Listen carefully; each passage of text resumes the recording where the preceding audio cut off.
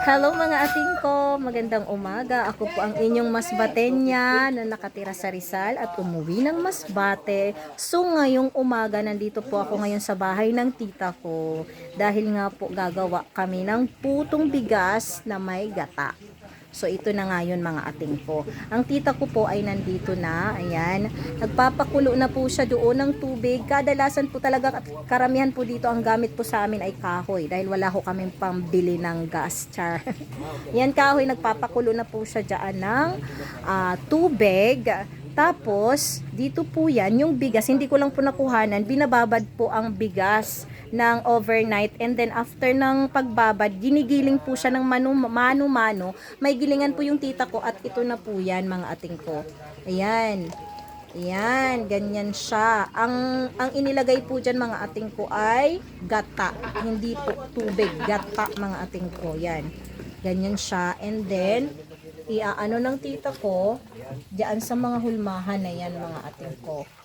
Ayan. May sukat po yan syempre. Kasi magkano isang niyan?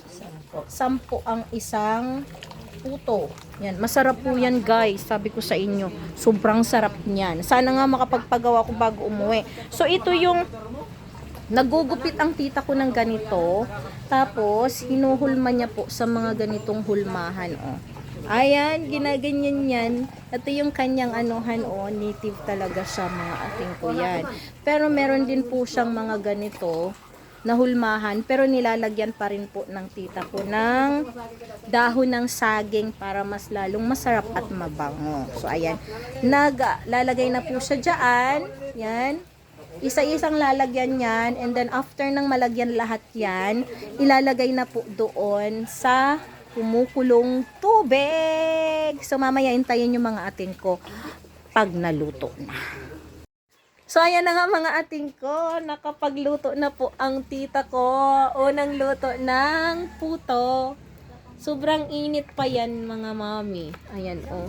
Ang sarap. Kakain po ako nito ngayon mga mami. Ayan oh, tinatanggal na po ng tita ko sa lalagyan. Yan. Ayan diba oh. Sarap. 10 pesos lang po ito guys. Ang isa pero sulit po ito. Grabe sarap nito, promise. So ayan na mga ating ko. Ito na yung naluto ng tita ko. Tapos dahil nakaunang luto na siya, maglalagay po ulit siya ng lulutuin. Ayan. Naglalagay siya dyan ng dahon sa basket. Hi! So mga ating ayan, kain na ako ng puto.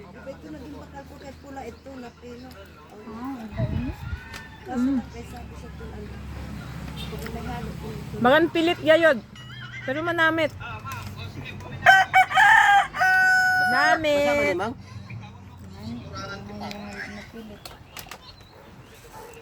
Ate Jubes. Rap.